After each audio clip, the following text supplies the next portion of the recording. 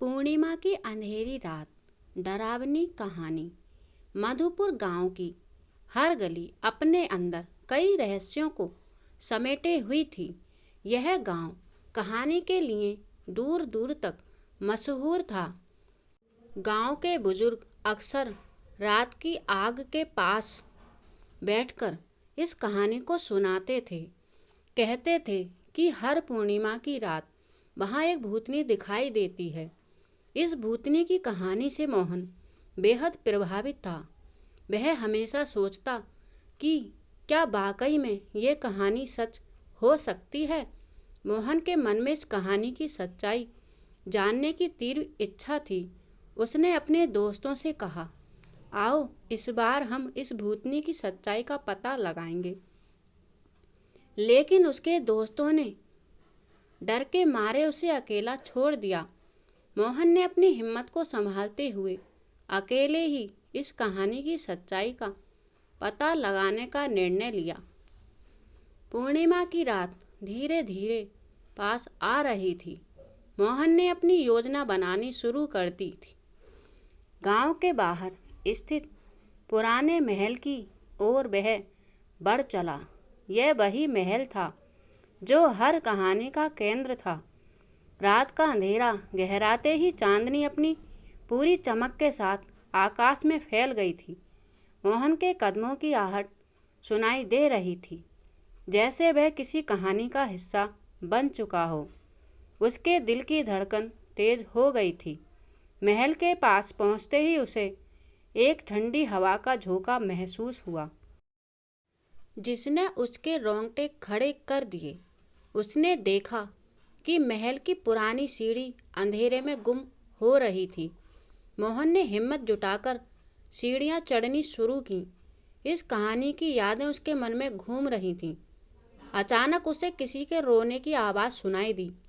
वह आवाज़ इतनी दर्द भरी थी कि मोहन का हृदय कांप उठा। उसने आवाज़ की दिशा में बढ़ना शुरू किया। सामने एक कमरे में उसे एक साया दिखा। वह किसी महिला का था जो सफ़ेद साड़ी में लिपटी हुई थी। मोहन ने हिम्मत करके पूछा, तुम कौन हो? यह वही क्षण था जब मोहन इस कहानी की हकीकत के सामने खड़ा था। वह साया धीरे धीरे उसकी ओर बढ़ा और एक ठंडी आवाज़ में कहा, मैं इस महल की रानी थी। मेरे साथ विश्वासघात किया गया, लेकिन रानी की आत्मा को शांति नहीं मिली। मोहन ने उस आत्मा की मदद करने का निर्णय लिया। उसने पूछा कि वह कैसे उसकी मदद कर सकता है। इस कहानी का रहस्य अब उसके सामने खुलने वाला था। आत्मा ने उसे एक पुरानी तिजोरी के बारे में बताया, जिसमें उसके जीवन की सारी सच्चाई दबी हुई थी। मोहन ने अपनी पूरी ताकत लगाकर उस तिजोरी को ढूंढा और खोला। उसमें रानी के जीवन की सारी सच्चाइयाँ थीं, जिन्हें जानकर मोहन चकित रह गया। इस कहानी का अंत अब उसके हाथ में था। वह सारी बातें लेकर उसने गांव वालों को बताईं और रानी के साथ हुए अन्याय को न्याय दिलाने की कोशिश की। धीरे धीरे रानी की आत्मा को शांति मिली और उसने मोहन को धन्यवाद दिया। मोहन ने महसूस किया कि उसकी हिम्मत और सच्चाई ने न केवल एक आत्मा को मुक्ति दिलाई, बल्कि गांव के लोगों को भी एक डरावनी रात से मुक्त किया। इस कहानी के बाद मोहन गांव का हीरो बन गया और उसकी कहानी ने उसे अमर कर दिया। गांव में अब हर पूर्णिमा की रात एक उत्सव की तरह मनाई जाती है, जिसमें मोहन की बहादुरी और भूतनी की मुक्ति की कहानी सुनाई जाती है। इस कहानी ने न केवल मोहन की जिंदगी बदल दी, बल्कि मधुपुर के इतिहास में भी एक नया अध्याय जोड़ दिया। मोहन की बहादुरी और इस कहानी की सच्चाई ने मधुपुर गांव के लोगों के दिलों में एक नई उम्मीद जगाई थी। लेकिन इस कहानी का अंत यही नहीं था। रानी की आत्मा को शांति तो मिल गई थी, लेकिन महल की दीवारों में छिपे कई और रहस्य अब भी उजागर होने बाकी थे। मोहन को महसूस हुआ कि ये कहानी उसकी किस्मत से जुड़ी हुई है और उसे इन रहस्यों को सुलझाना होगा। पूर्णिमा के बाद की अगली रातें भी रहस्यमयी होती जा रही थीं। मोहन ने महसूस किया कि महल के कुछ और हिस्सों में कोई अदृश्य शक्ति उसे खींच रही थी। एक रात उसने फिर से महल जाने का निर्णय लिया। इस बार उसने गांव के कुछ और जिज्ञासु युवकों को अपने साथ चलने के लिए मना लिया। महल में प्रवेश करते ही मोहन और उसके साथी एक नए कमरे की ओर बढ़े। यह कमरा पहले से बंद था और मोहन को यकीन था कि यहाँ भी कोई कहानी छिपी हुई है। कमरे के अंदर एक पुराना चित्र लटका हुआ था जिसमें एक आदमी और महिला को दिखाया गया था। मोहन ने गौर से देखा और पाया कि यह वही रानी थी जिसकी आत्मा को उसने शांति दी थी, लेकिन उस आदमी का चेहरा उसकी समझ से बाहर था। चित्र के पीछे एक गुप्त दरवाजा था। दरवाजे को खोलते ही मोहन और उसके दोस्तों ने देखा कि वहां एक गुप्त सुरंग थी।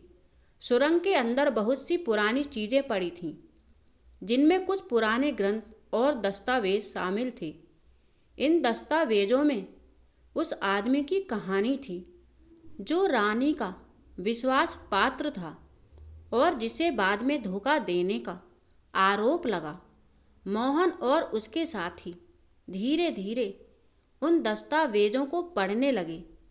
उन्हें पता चला कि रानी के साथ जो विश्वासघात हुआ था उसका कारण यह आदमी नहीं था, बल्कि यह तो एक और बड़ी साजिश थी जिसे महल के कुछ अन्य लोगों ने रची थी।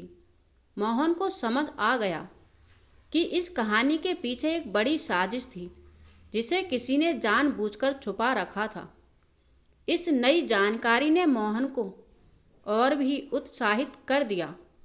उसने अपने दोस्तों के साथ मिलकर इन दस्तावेजों को गांव के बुजुर्गों के सामने पेश किया। गांव के लोग इस सच्चाई को जानकर हैरान रह गए। उन्हें पहली बार पता चला कि इस कहानी के पीछे का सच कुछ और ही था। गांव में एक सभा बुलाई गई जिसमें मोहन ने अपनी पूरी यात्रा और इस कहानी के पीछे छुपे रहस्यों को उजागर किया। इस सभा के बाद गांव के सभी लोग मोहन की तारीफ करने लगे।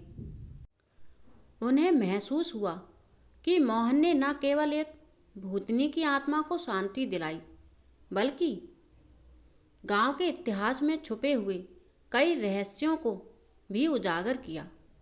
इसकी वजह से मोहन की बहादुरी और उसकी खोजबीन के किस्से दूर दूर तक फैल गए। गांव के लोग अब महल को एक ऐतिहासिक धरोहर के रूप में देखने लगे। मोहन ने भी फैसला किया कि वह इस महल को एक संग्रहालय में बदल देगा ताकि लोग इस कहानी और इसके पीछे छुपे रहस्यों को जान सकें। मोहन की यह यात्रा उसके जीवन का सबसे बड़ा रोमांच बन गई और इस कहानी ने उसे सच्चाई की खोज में एक नए मुकाम तक पहुंचाया। गांव के लोग आज भी मोहन की इस बहादुरी की कहानी सुनाते हैं और ये कहानी अब मधुपुर की एक अमूल्य धरोहर बन चुकी है। कहानी अच्छी लगी हो तो चैनल सब्सक्राइब जरूर करें।